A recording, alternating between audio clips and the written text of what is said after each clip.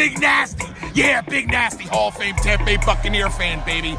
This is Mike Allstott, Tampa Bay Buccaneers, and you're listening to the Cannon Fire Podcast. Cannon Fire Podcast, brother. You ain't listening, and you're missing out. Woo!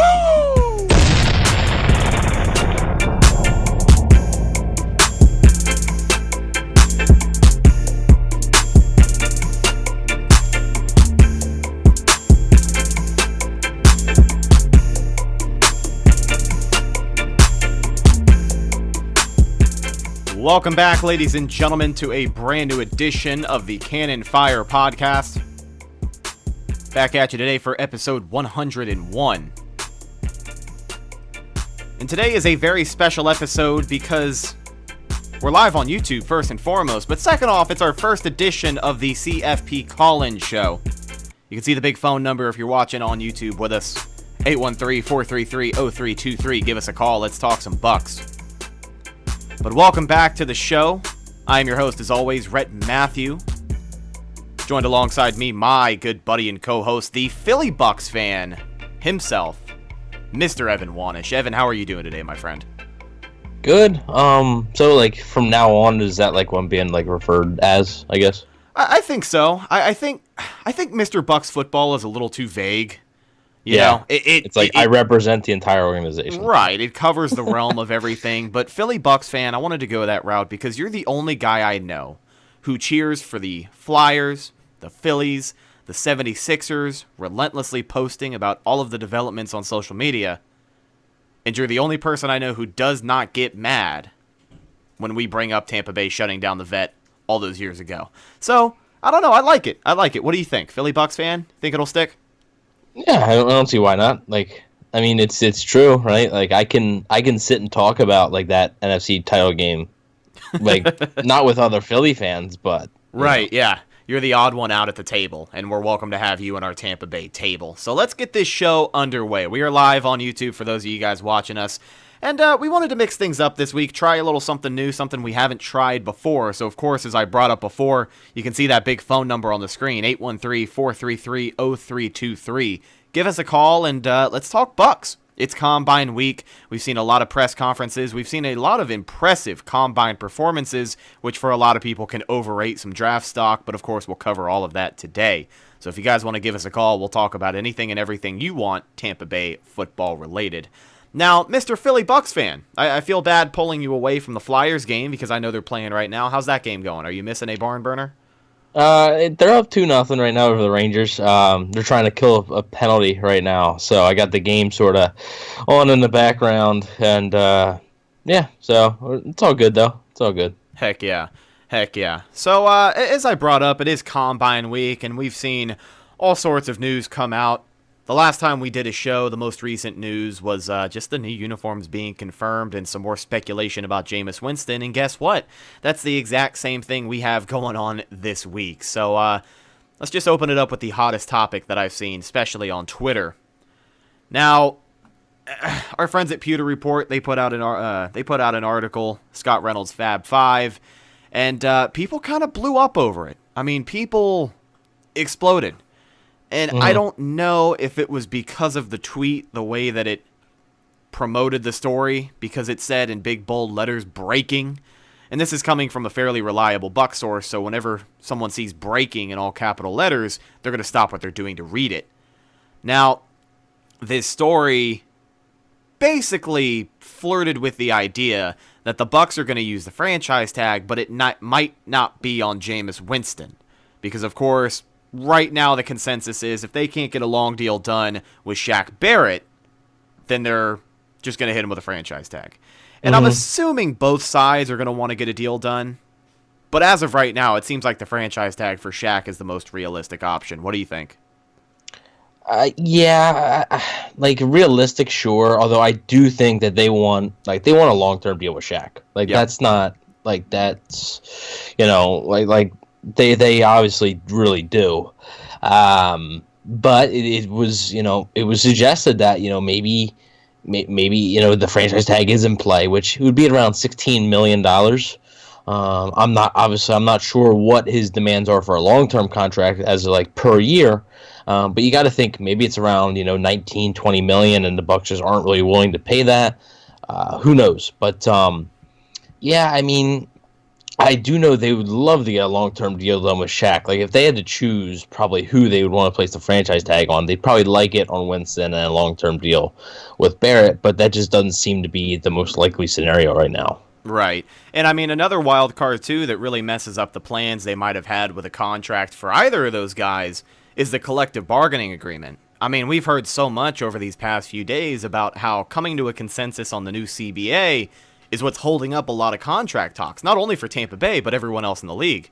So normally this is the time of year you start to hear about who's going to be brought back to their teams the following year, who's going to be hitting free agency.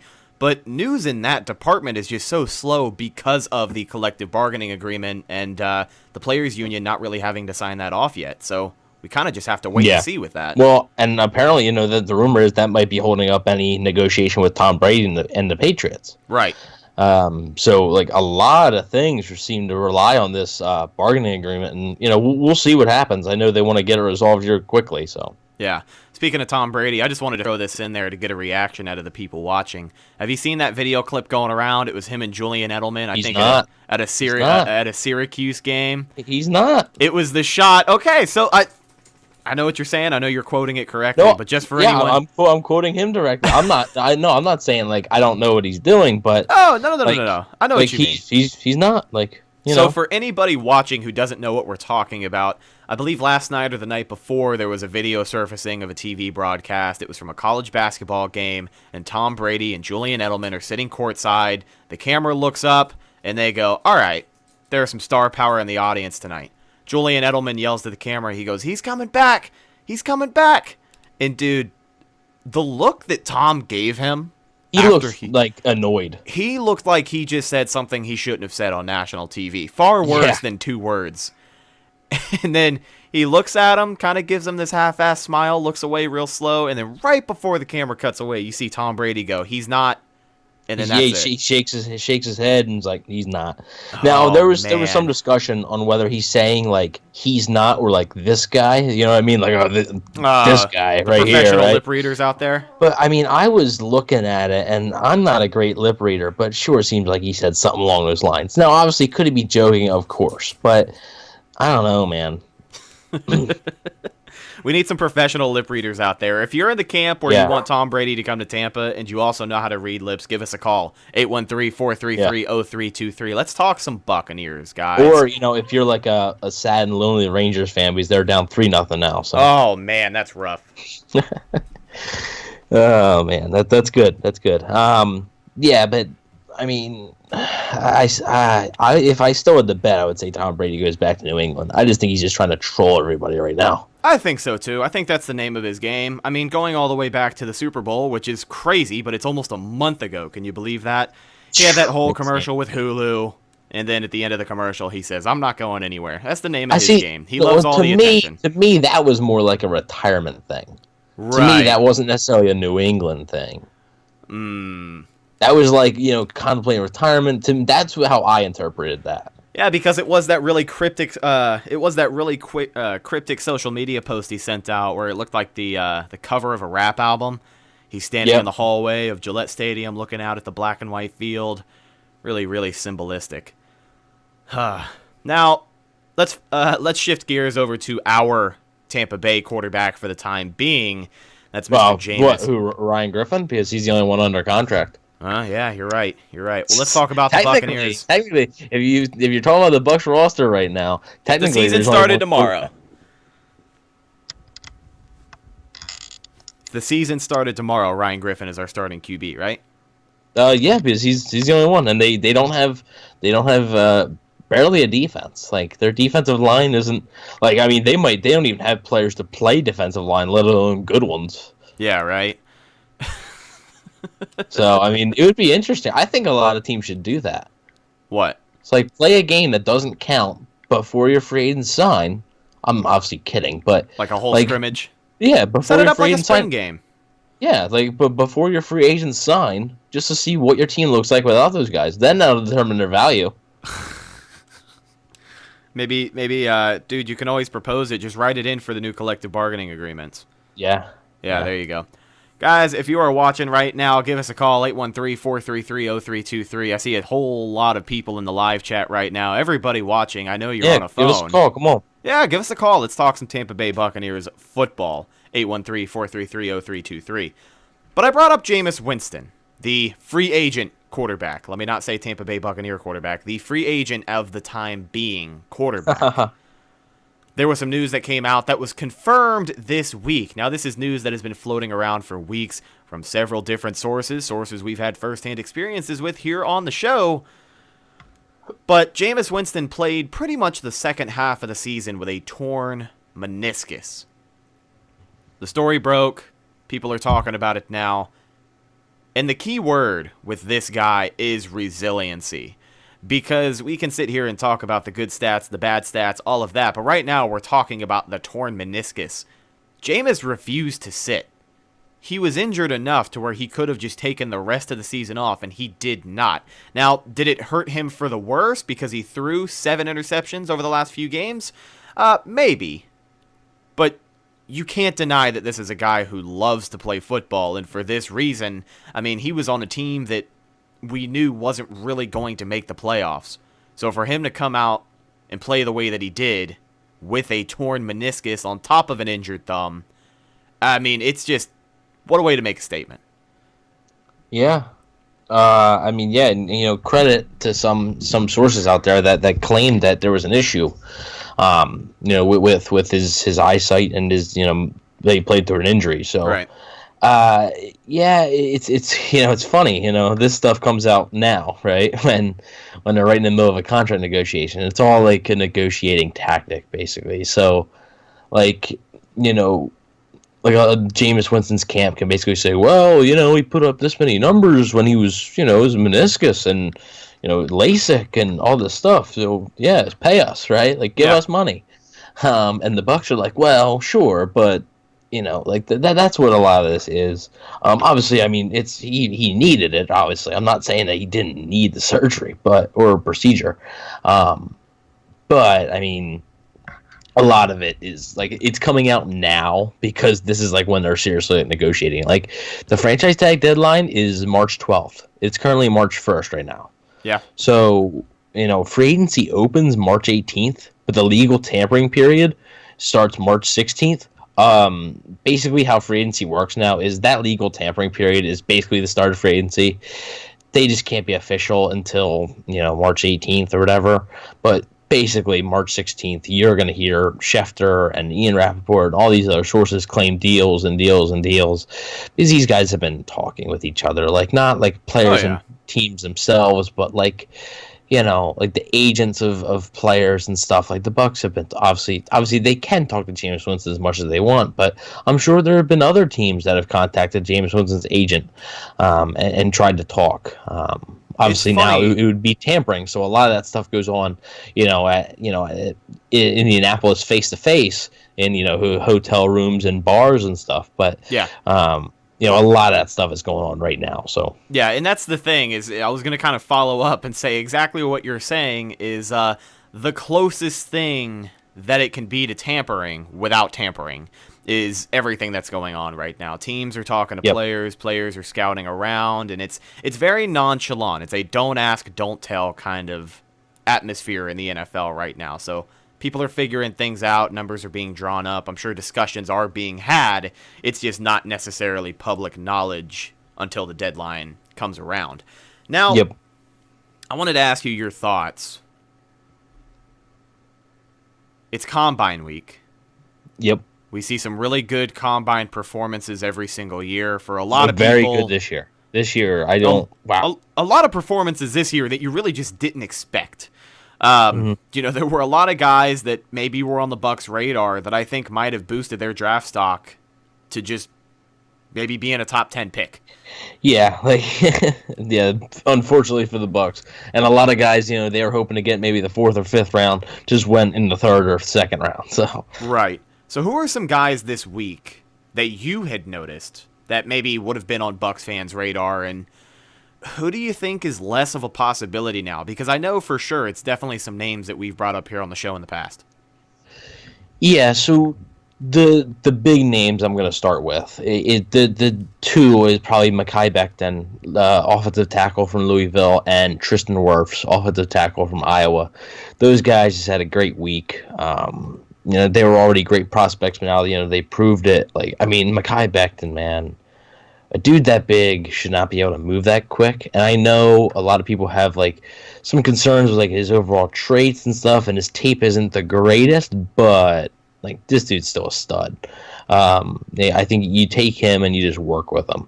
Tristan Wirfs, proved that he's still one of the more athletic tackles in the league as well, and he can play. He's a plug and play starter at right tackle. Some teams have him as guard. I personally think he can play right tackle and be a pretty darn good one. So we'll definitely see what happens. But unfortunately for the Bucs, those two guys, they hit it out of the park, and not sure if they're going to be available at all for at 14. All four of the top offensive tackles, I guess you can say, but you got four, right? Yeah. You got Andrew Thomas from Georgia, Tristan Wirfs, Mekhi Becton, and Jedrick Wills from Alabama. The person I heard the least amount of was probably Jedrick Wills, but his tape speaks for himself. He is a mauler, and he's just a great football player. And right now he's my top-rated offensive tackle. I just think he's just really good, so I wouldn't expect him. But the one name I think might get lost in the shuffle here is Andrew Thomas. I think he could possibly end up at 14, and if he does, I think the Bucs probably take him. But we'll see. Because one thing I wanted to point out on the show today. So we got these four offensive tackles, and the rumor is that the Giants at 4 are gonna maybe covet Isaiah Simmons, who hit it way out of the park and over the park. Oh, yeah. Yesterday at the combine. So he was one of the top names for sure all week long. Yeah, and he's just a great football player. You can play him anywhere on your defense pretty much. So the rumor is that the Giants could possibly take him at 4. So let's say they do, right? The Giants are either going to take him, Derek Brown, or an offensive tackle. So let's say they do. They take Simmons. 5 is probably Tua, right? Miami at the quarterback. 6, let's say they pick Herbert, right? 7, I don't really see Carolina taking an offensive tackle. They're probably going to take Derek Brown. 8, the Cardinals, they could use an offensive tackle, but they've been rumored to really like a wide receiver. And then you're sitting at 9. Do you see kind of what I'm getting at here? The math is starting to really be a nice scenario for the Buccaneers. There's 4 offensive tackles still available at pick number 9. You know what I mean? Jacksonville, they could probably use one, but I don't know if they take one. And then Cleveland, I think they're probably definitely taking one. The Jets are probably definitely taking one. But the Raiders drafted Colton Miller and signed Trent Brown last year. They're not taking one. And the Colts have Braden Smith and Anthony Costanzo, who is a free agent, but I think he'll probably be back. They're not taking one. Right. So simple math shows that one of those offensive tackles could very well be there if the Giants decide, to go with Isaiah Simmons. But we'll see. We will see. If I had to bet right now, out of all 4 of the offensive tackles to be there, I'd probably put some money on Andrew Thomas. Not a lot of money, but Andrew Thomas probably would be the guy. Yeah. Now, not only is that offensive line position what a lot of Bucs fans are looking at, especially for the first round. I see in the chat, Jacksonville might go for Simmons. Simmons ain't going to be there at 9. So yeah, I don't think. I'm saying Simmons. If Simmons goes 4, what's Jacksonville left with? So. Mm-hmm. Yeah. So the offensive line, offensive tackle position in particular is what's on the forefront of a lot of Bucs fans' minds for the first round. Even maybe some defensive line possibilities. I know there's a couple of names out there. We brought up Javon Kinlaw in the past, but let's look more towards the second, third round, your mid-round guys, where you can still get a top talent player, just not as much exposure as the rest of the guys in the first round. There's one guy in particular I wanted to ask you about, and it's a running back out of Florida State. Who would have guessed it? Mr. Cam Akers. What are your thoughts on him? Sorry, Mike, my bad. Wrong guy. I love Cam Akers. I'm a big Cam Akers guy. He's a top 5 back in his class for me. And like I said, unfortunately for the Bucs, he really helped his stock out. Yeah. So I mean, you were thinking maybe he's there in the 4th round. There's no way he's there in the 4th round now. There's just no way. So if you want this guy, you're gonna probably take him in the 3rd round. You might even have to move up in the late 2nd if you really want him. But I mean, the Bucs met with him, so I mean, they have shown some interest. I just think he's a really good player that was on a bad FSU team. Like, I mean, their offensive line has been a mess for years, and he was still able to make something out of nothing. Right. So, do I think he's on the same level as Dalvin Cook? No, I don't. I think he's a step down from Dalvin Cook as a prospect. But, like, I mean, I'm personally of the belief they shouldn't draft a running back in the first 3 rounds. But if you're sitting there in round 3 and Akers is available, I mean, I wouldn't be opposed to it, I guess. But, I mean, yeah, there's a lot to like with Cam Akers. A lot. Now, let me throw another running back name at you. That's Jonathan Taylor. How do you feel about that guy? Don't like him as much as others. Fumbling is an issue. He's had trouble hanging on to the football. I think he's a better receiver than a lot of people give him credit for, as he proved at the combine. He's like they were doing them drills, and I think he didn't drop a ball or something like that. I mean, he's a really good runner, really fast, but you know, I don't know. I'm just not as I don't see it as much. You know, I think he could be a really good back, but I also, like I said, that fumbling stuff that scares me. So lean away towards Jonathan Taylor, especially if, you know, for Taylor, you're going to have to you might even have to trade up in the 2nd round to get him. So, like, you're using a really premium pick to pick that guy. I'd feel much more comfortable, you know, maybe waiting until the 3rd, picking Cam Akers. Even in the 2nd, picking a guy like Clyde Edwards-Helaire from LSU.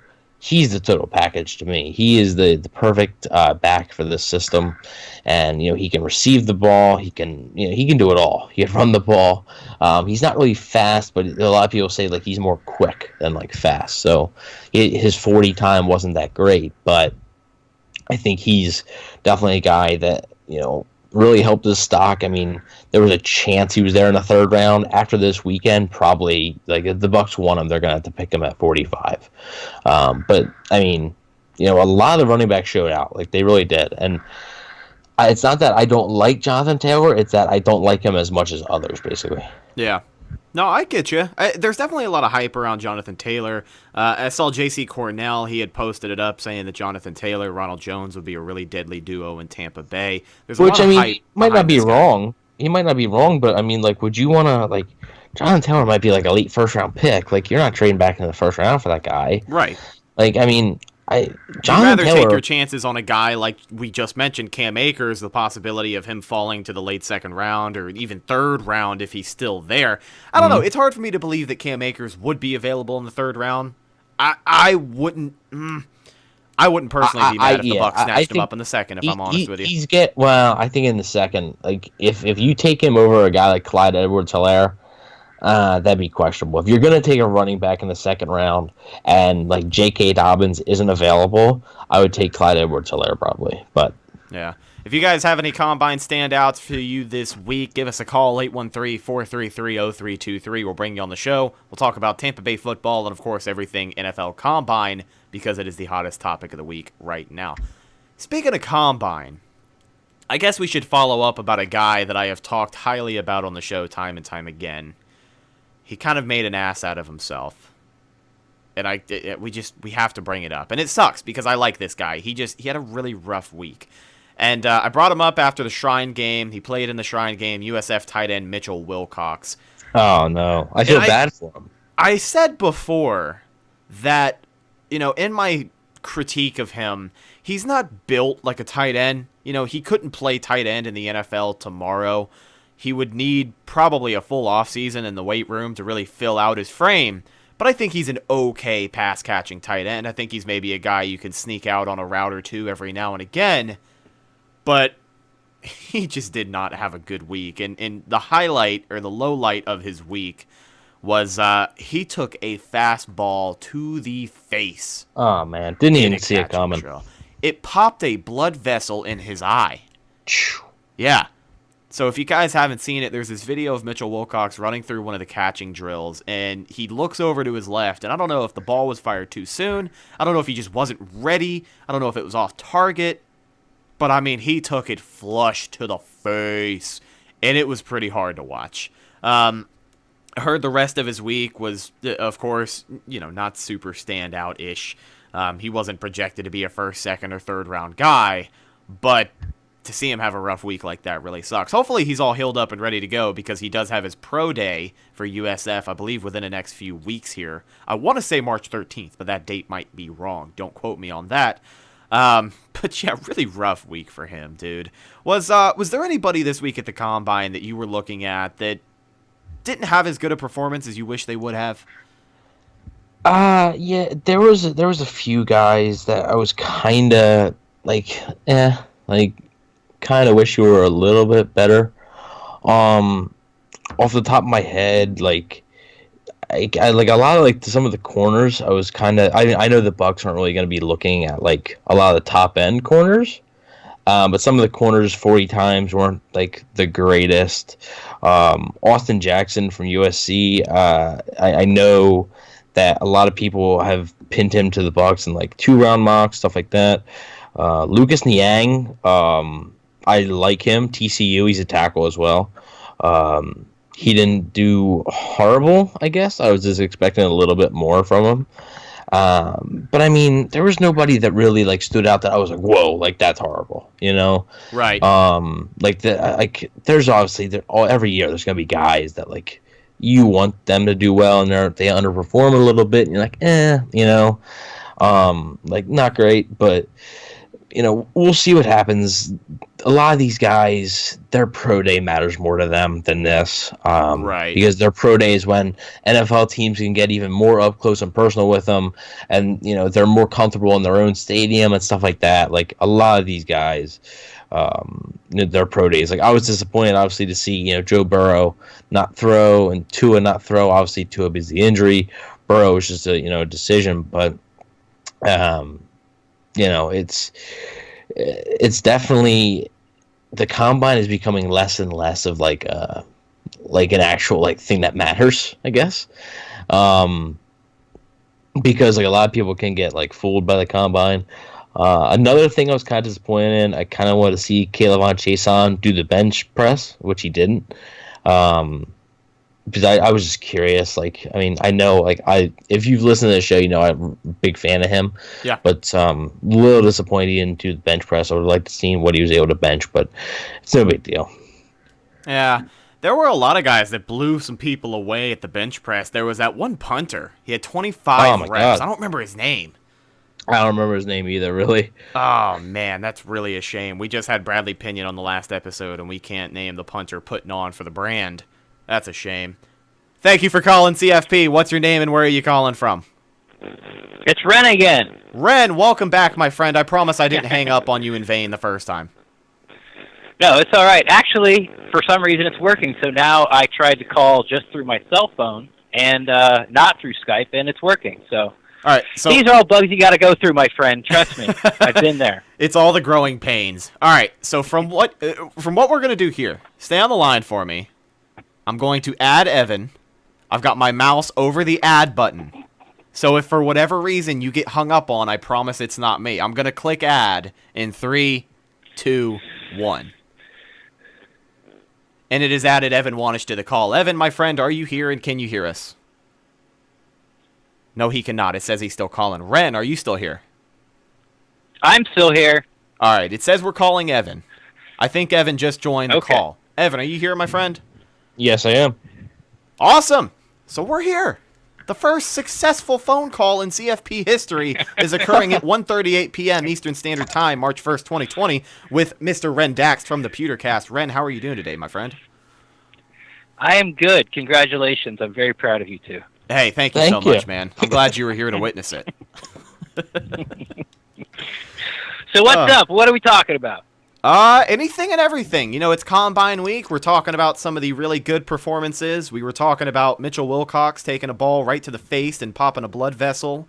And then, of course, we talked about the certain article that got people up in arms over the possibility of a franchise tag being used on one player over another. So what do you want to talk about? What's your take on all of this, and what's on your mind? Well, I mean, poor Mitchell Wilcox. Yeah, that was not a good look, obviously. But this is a pretty poor tight end class. Like, I don't even know that tight end's going to be taken, in the second round, unless somebody wants to, go up and get Claypool, the wide receiver from Notre Dame, and turn him into a tight end. But I think his testing pretty much solidified himself as a big slot wide receiver. There were some guys that I was looking at, like, who I really liked was Jackson out of Syracuse. He was a wide receiver. Just the way he caught the ball. It's hard to watch the combine when the announcers are continually talking about, like, the 2-3 guys that we expect to do well in testing, while you're watching the broadcast, and they just keep talking about those guys. But you really got to pay attention to, when they're talking, to whatever ex-NFL players on the field, and they're joking back and forth, and they're just running the combine in the back. That guy Jackson out of Syracuse, like, I just thought he was the most natural pass catcher that was there, and those are the type of players that I'm looking for, because I don't think Perriman's coming back. He's going to get priced out. And, a day 3 wide receiver is there to be had. People are talking about 30 wide receivers being taken in this draft. Yeah, and crazy. we seem to only talk about 5 or 6 of them. Mm-hmm. Well, who the hell are the other 24? Like, so that was fun to watch. Yeah, I mean, there's 24 other guys. So that was fun to watch. And, I just, that whole thing with Peter Report, Scott Reynolds put that out there. It just needed to be said. Like, no one talked about it. Yeah. Like, no one ever actually said, no one actually took on the subject of, hey, wait, why don't we let Jameis walk and see what happens? Like, no one said that. No one's actually took a deep dive into seeing if we let Jameis walk, these are some possibilities that could happen. And, of course, because it's Jameis Winston, he's our quarterback, and he's so polarizing, the half that cannot even fathom that even being a possibility, sounded off on Twitter. But I thought it was something that needed to be said. I don't agree with it, but I didn't have a problem with it. So what kind of market do you think he would have? Because, I'm assuming the Bucs think it's not going to be much. Well, if I knew that, I'd be working somewhere with an NFL logo on my chest. The thing is, it only takes one. I mean, who thought Kirk Cousins was going to get $90 million guaranteed? Mm-hmm. Nobody. So it only takes one. I would say with his market, because I listen to other podcasts and read other stuff, and there's this podcast that went out there, and they're like, okay, this is what we're going to do. We're going to place all the free agent quarterbacks where we think they make sense to a team, okay? And they didn't even put salary into it. At the end, there was one guy that didn't have a team. Guess who it was? Jameis Winston. Jameis Winston. There you go. Yeah, so, his value, could somebody pay him $30 million? Yeah.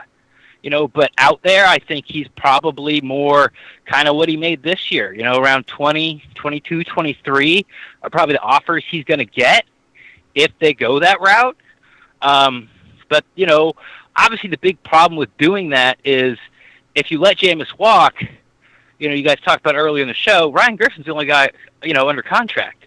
Like, you can't have Jameis hold you hostage like that. Right. And that's why you keep hearing this talk about door number 2, door number 3, door number 4. Mm-hmm. And right now, Brent and I did a show about it.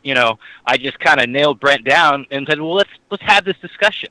Like, name all the quarterbacks you'd rather have than Jameis Winston. And he did. And then you had to scratch off, well, Patrick Mahomes, guess what? He's not coming.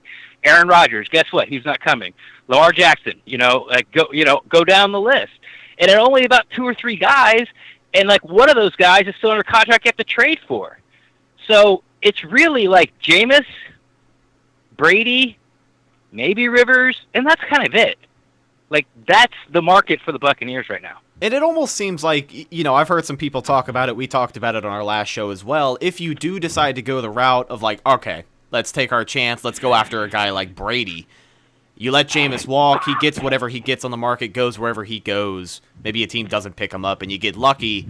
But, it almost seems like it's all or nothing if that's the route you want to go. Like, if you let Jameis walk and you're going to shoot to get Brady, you better get Brady. Because if you get outbid and you don't get Tom Brady, then you're left without a quarterback and you're kind of effed for the upcoming season, right?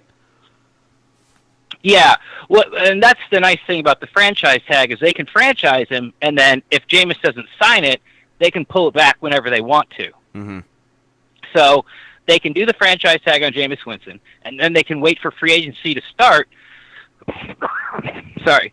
No, you're good. Free agency to start, and then so there's Tom Brady there, and they're not going to let Jameis go without having Tom Brady like in the bag. They're just not going to do that. And the only way they can prevent themselves or protect themselves from doing that is franchise tag Jameis Winston, or maybe they sign him to a long-term deal or a two-year deal, before free agency even starts. But that's what they're going to. If they're looking to see what Tom Brady wants, that's the only way they can go about it and protect themselves. Mm-hmm. And the Jameis could screw them and just like, oh, you're franchising me, and walk into $1 and sign it the first day. Yeah. And then, you're stuck with Jameis. Yeah. Yeah, I mean, so there was the possibility, of course, of if Brady would go to Las Vegas, possibly, Derek Carr could be available. But, I mean, Right. Would you really rather have Derek Carr over Jameis Winston? Like, I feel like it's pretty close. But like the big issue with Carr is that like a lot of people have said that he's sometimes like scared to push the ball downfield, and I just don't like. I think he has the arm for it. I just don't know if that's the type of Bruce Arians quarterback that he would want here. Yeah, it's a real interesting case with Derek Carr because, I mean, we saw him come into Tampa Stadium and throw for goddamn near 500 yards against us. Because they got 22 penalties. Yeah, I mean, it was like 1st and 20, like every time the Raiders had the ball, so he had to sling it. But still, I mean, thank you, Mike Smith. But you also forget that before he broke his ankle, the Raiders were like 12-4, like second seed in the playoffs, and Derek Carr was in the conversation for league MVP. Mm-hmm. Sorry, I'm drinking water. My throat is leaving me. My voice is leaving me on you guys. So he's in the league for MVP. Then they get rid of Amari Cooper, and now he has no deep threats. And everyone's like, you don't push the ball down the field. I think Derek Carr's a good enough quarterback where he can find that happy medium. So I guess really the argument is right now, from a very wide angle lens, is do you take Derek Carr, excuse me, and his 4,000 yards and 10 interceptions, or do you want Jameis Winston's 45, 46, 5,000 yards, and if you're lucky, 15 interceptions? Like, that's what you have to do. Basically, you're betting on whose ceiling you can live with. I think everyone thinks that Jameis' ceiling is higher, but his floor is a lot lower, too. Yeah, I think that's probably the case. I mean, like Jameis' upside, and that's exactly why I think a team might take a chance on Winston in the open market, because if they look at it like that, like his upside is much bigger, but his floor is also a lot lower. But I think they just think the upside is just going to overmatch the downside of it and be able to offer him some money. So we'll see what happens. With so many quarterbacks out there during this free agency and so many teams wanting quarterbacks, things are going to move really, really fast. And some of these guys are going to get overpaid because these teams just can't be left out in the cold. Yeah.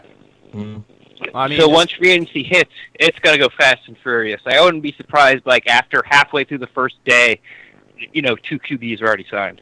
Yeah, especially with the holdup. I mean, we kind of mentioned earlier in the show with, the collective bargaining agreement holding up some contract talks. That's the huge factor for this, and you're right. Once that free agency really opens, it's going to come fast, it's going to come furious, and I mean, there's probably going to be quite a few guys who get overpaid, maybe some guys who don't hit the market and get the price they'd expect right away. It's a really big question mark in the realm of the NFL right now and free agency in itself, but at this point, we just have to hurry up and wait and see. But Ren, we really appreciate you calling in, man. Take it easy on your voice. Get some hot tea, drink some honey, do something, dude, because you guys got to continue to put out some good content. I'll be fine. This happens to me like twice a year. Just ask Brent. I know for me, allergy season usually strikes beginning of March, end of February, so it's that time of year for myself as well. I got to get back on my Zyrtec, get myself straightened out for work next week, because I know it hits me at the worst possible time.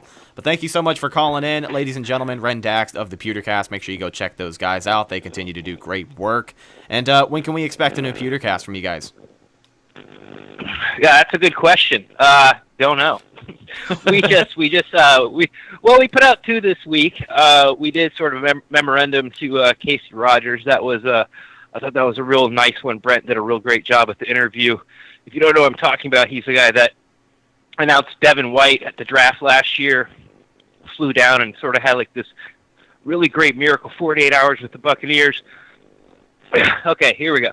And then we just did one where we put together everyone saying, like, can you sign all these defensive guys? And so Brent and I sat down and went to overthecap.com and Spotrac, and you know what? We built a 53-man roster. And can you sign Jameis? And can you sign Nassib and Sue and Barrett and all these guys and fill out the rest of your roster with the cap that they have? So that came out just a couple of days ago. Our next one, I'm sure, will be very combine heavy. We'll have a special guest on, probably someone who was there to kind of roll through who they liked, who they didn't like, the combine stuff. You know what's going on.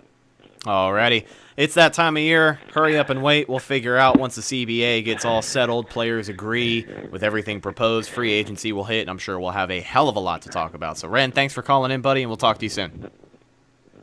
All right, bye. See you. Alrighty. So, I'm glad we were live, and we sat here and we figured out the phone call situation, because now it seems like we're up and rolling. Give us a call, 813-433-0323. We'll take a few more phone calls before we wrap this thing up, now that we've actually got ourselves rolling here. But it's interesting he brought up the tight end class, because, that was what he kind of opened up with, was the tight end class this year is really just not that good. I agree. I think the top tight end in that class is tight end out of Notre Dame, and I forget his name. And I guess that proves just how bad the class is. But, there was a lot of guys that are projected to be taken in the 3rd round, maybe not even in the 1st round at all if there's a tight end that goes in the 1st. Yeah. But Cole Kmet. I'd be shocked if there was a tight end that went in the 1st round. Cole Kmet is the guy that I was talking about, one of the top projected tight ends. And, I mean, he's projected to go in the 2nd and 3rd. And, it just doesn't seem like there's a lot of guys. Another guy, Thaddeus Moss, out of LSU, he had some pretty big highlights this year. I mean, him and Joe Burrow did what they needed to do, but I guess it just wasn't enough to give him that 1st-round draft stock. So what do you guys... The son of Randy Moss. Right, yeah. The son of the infamous Randall Moss, one of the greatest NFL players in history. Randall, wow. Yeah, right? Yeah. Fancy. I'm looking up the tight end rankings now. Another big guy people are talking about, Jared Pinkney out of Vanderbilt. Yep. He's a tight end, 6'4", I like 254. I like Adam Troutman a lot. I see Albert Okwegabonam. That was the guy that ran like a 4.4. Yeah. That's like a tight end. That was crazy. Hunter Bryant, tight end out of Washington. Adam Troutman, tight end out of Dayton. So, not a lot of huge names. There's nobody overwhelming that's coming into this draft that you would say, let's get him in the 1st round. If you guys have anything you want to talk about, of course, we talked about the Jameis Winston, Shaq Barrett franchise tag. We went over some guys who stood out at the Combine, some guys who did quite the opposite at the Combine. So anything and everything you want to talk about. People are talking about XFL in the live chat right now. Call in. Talk about the XFL. Let's do it. Let's talk about the kickoff rules. Let's talk about Josh Johnson throwing dimes left and right for the Los Angeles Wildcats, former Tampa Bay Buccaneer, showing up and showing out in the XFL, right? Yeah, he's been good. What about DC? Well, he torched DC last week, so. Yeah. But they play at Tampa, I believe, today. So. Yes, they do. That kickoff is at 7 p.m. I almost don't want to watch it because I just hate the Vipers. Like, let's just be frank here. I haven't hated a team like I hate the Vipers in a long time. Like, I don't hate Tampa sports team. I really don't. Except for the Rays, maybe. But what? Is it really, like, out of all the years that the Bucs have, like, disappointed you so much, you hate an XFL team that much? I hate an XFL team simply because of Mark Trestman. It's not that I hate the team. It's not that I hate the product on the field most of the time, because that's a big part of it. But I just can't stand Mark Trestman. So which team did you hate more, this Vipers team or the 2014 Bucs team? This Vipers team. What? Yeah. That 2014 Bucs team went 2-14, dude. They sure the shit did, and this Tampa Bay Vipers team has yet to win a game. So okay, whatever. Yeah. Game 4 today. If they can shock me and beat your team, the DC Defenders, then maybe we'll have something to talk about. But if the DC Defenders come in and they steamroll and they sack Taylor Cornelius 17 times, which I know they will, there's nothing to talk about. Our only glimmer of hope in Quentin Flowers is gone. He's gone. I thought Aaron Murray was starting the game. No. Cornelius is going to get the start because Aaron Murray was limited in practice. Okay. Right? Doesn't it hurt your head? It's weird. It is. Nobody else has an issue with quarterback. Like, they all have, like, their own, like, I'm not even saying, it's not really, like, a controversy even. It's just, like, they just don't know, like, who they're starting on a week-to-week basis. Like, you don't know, like, Quentin Flowers could have possibly left the team, but nobody confirms it. Like, Quentin Flowers should have gotten the start. And I think that's what makes it so infuriating for so many people, is that Quentin Flowers, a born and bred Tampa guy, which sure as hell doesn't help in this situation, big USF star, playing in the stadium that made him a star, he gets a touchdown. The first offensive touchdown in Vipers history, and the very next drive, he's pulled from the game. That's why people hate this football team. What if Jameis Winston, right, came out, got us all the way down the field, offense is humming, and from 20 yards out, he just scrambles. He jukes like 3 people, and then he dives over the pylon like he did against the Giants his rookie year. And it's a highlight reel touchdown. And in the very next drive, you see Ryan Griffin taking snaps. How would that make you feel? I get what you're saying. I think Quentin Flowers was the only hope that this team had at turning anything around. The offense was humming, and he showed us against New York that he was able to hit the deep ball. And it just, I don't know, man. Maybe he needed some more reps in practice. Maybe they didn't like what they saw. But to me, there's no reason he shouldn't have been given at least a chance to start a football game. But now he is taking a personal leave of absence from the XFL. And as of right now, we don't know if he requested his release, if he's going to come back. He went live on social media, I think Instagram last night. He was talking to some fans, telling them how he appreciates their support. He loves everybody. He loves Tampa, and he loves USF. Didn't say anything about the XFL or the Vipers, so it is what it is. Oh, man. Whatever. I really hope they lose today. Ladies and gentlemen, I think that's just about going to do it for this episode of the Cannon Fire Podcast. Thank you guys so much for hanging tough with us while we figured out the growing pains of doing our first live call-in show. We're hoping to do these every single Sunday once the season starts up. Maybe right after the game, we'll get your guys' raw thoughts about the Tampa Bay Buccaneers and how they performed, if they won, if they lost. We just kind of have to wait and see. But it's an idea that we're really excited to implement for future shows, and we're happy to bring it to you. The growing pains are out of the way. I think we got things figured out. We really just have to wait and see. But thank you to everyone who called in, or at least attempted to call in. Thank you for everyone who watched live on YouTube and watched the meltdown that I almost had as I wanted to throw my computer out the goddamn window. And then the triumph that Rhett had. Right, yes, right? The moment of victory where we were able to figure everything out and have ourselves a really good football-centered conversation with Mr. Wren from the Pewtercast. Make sure you can check those guys out as well. Evan, any last words before we wrap things up here, my friend? No, I think we're good. But yeah, sorry about the technical difficulties, guys. But like we said, though, this is a first time deal, and next time should be better. So absolutely. We will talk to you guys next time. Make sure you follow the show on social media, Instagram, Facebook, and Twitter. All of those are Cannon Fire Podcast. You can get all the updates on the show there. Next time we go live, we'll post it all there, give you all the info you need, and you can figure out when and where to call us, because nobody seems to want to call us today. But it's okay. Those things happen. Thank you to everyone for tuning in, and we will catch you guys next time. I am Rhett Matthew, signing off for my co-host, Evan Wanish. And we'll talk to you guys next time. Go Bucs!